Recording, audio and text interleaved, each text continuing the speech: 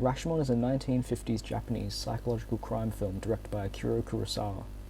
Initially released to cinemas, it received harsh reviews from Japanese critics despite being successful at the box office. Kurosawa entered Rashomon into the Venice Film Festival the following year, winning 2 awards and drawing the attention of Western audiences. It follows the perspectives of multiple characters as they all tell their retelling of the same event, a murder and rape in a forest. The plot thickens as each character's stories contradict each other, leaving the audience to ponder the subjective nature of truth, never getting a straightforward answer on what actually happened. Fast forward to 2020, and we are privileged enough to live at the same time as the release of the long-awaited sequel to everybody's favourite animated film, Trolls. Being released during the COVID-19 pandemic, Trolls World Tour broke records as the highest-grossing movie on its opening day, earning $48 million, but bypassed a theatrical release, going straight to streaming services. This prompted AMC, a large theatre chain, to ban the screening of Universal films from their cinemas, although this has now been overturned after a deal was struck between the companies, shortening the limited theatrical release period from 90 days to 17 days. The explicit ideology of Rashomon is the idea that truth is subjective, and that eyewitness accounts are not reliable due to the nature of the human ego. This is stated by Kurosawa in his biography, saying, "Human beings are unable to be honest with themselves about themselves. They cannot talk about themselves without embellishing.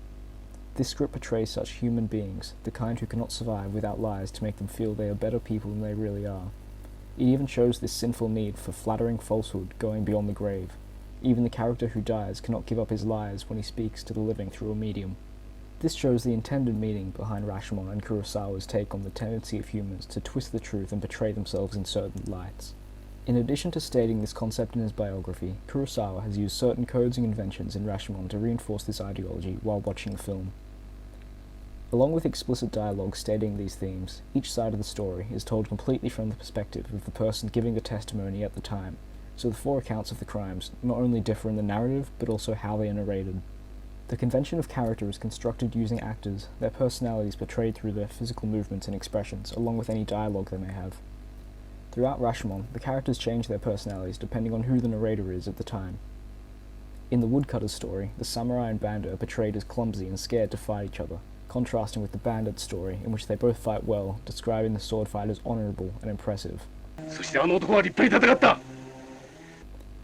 This inconsistency in character between different perspectives blurs the line of coherence, reminding the audience that these are separate perceptions of the same event, and reinforcing Kurosawa's idea of the truth being obscured by ego and perspective. While Kurosawa intended this explicit reading of the text for his 1950s Japanese audience, other audiences are able to interpret films in their own way, forming implicit readings which may not have been intentionally portrayed by the director. Today we can view Rashomon as a reflection of the state of Japan at the time. Rashomon was made 5 years after Japan's defeat in World War II, a time of great poverty and ruin. Distrust in the system and other people were common, which is seen in the dialogue of the priest throughout the movie, reinforcing these themes of truth. Although set in the 8th century, this portrayal of post-war Japan is represented in Rashomon's mise-en-scène, predominantly through the ruined gate, showing the destruction of the country and the fall of the Japanese Empire. Originally, the gate was not ruined, as Kurosawa states. It was so immense that a complete roof would have buckled the support pillars. Using the artistic device of dilapidation as an excuse, we constructed only half a roof and were able to get away without measurements. This improvised ruin showed that audiences from other times in history are able to gather meaning out of the setting, despite the fact that Kurosawa did not originally intend for it in the first place. As a story made for young children, Trolls World Tour has a pretty simple moral. The explicit ideology here is that to be a good leader and friend, you have to listen to the people around you. You want to be a good queen? Good queens actually listen. This is a theme seen throughout the film and is reflected in multiple characters. This theme is stated at the very start of the movie, where Queen Barb is ignorant to the beliefs and opinions of the Techno-Troll tribe. That's not music. Do you want to hear some real music? This establishes her as the antagonist, going against the moral of good people listen. Although Queen Barb's opposing ideology is what establishes her as the antagonist of the film, these qualities are also seen more subtly in Queen Poppy, the main protagonist. She's often portrayed as distracted or over-fixated on certain details when in conversation, never focusing on the overall message. Wait, that's all you heard? One big party? Yeah! This leads to rash decisions, lack of reasoning, and complete disregard for other people's opinions and feelings. Throughout the film, things go wrong and relationships are strained due to her ignorance, and by the end she realizes that a good friend needs to listen, reinforcing these morals and explicitly conveying it to the children watching. You have to be able to listen to other voices, even when they don't agree with you. This ideology is intended to target kids, but it's been amplified in order to appeal to the secondary audience of parents. Parents are more likely to purchase the movie if they think it would be beneficial for their children to learn something from it, rather than having to sit through a 90-minute medley purely to entertain them. This way, the movie can teach a dominant ideology to the children which is considered a desirable characteristic in our society, a conscious choice by the producers to appeal to the audience who actually pays for the product. Other audiences can gather meaning from the text as well.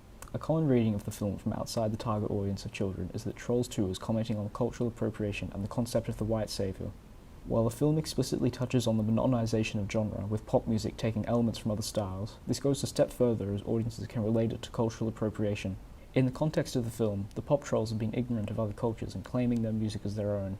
This is seen throughout the film, for example, where Poppy, Branch and Biggie perform the greatest songs of all time to the country trolls, which to them are all pop tunes. Within this medley, the popular Korean song Gangnam Style appears, despite being considered K-pop.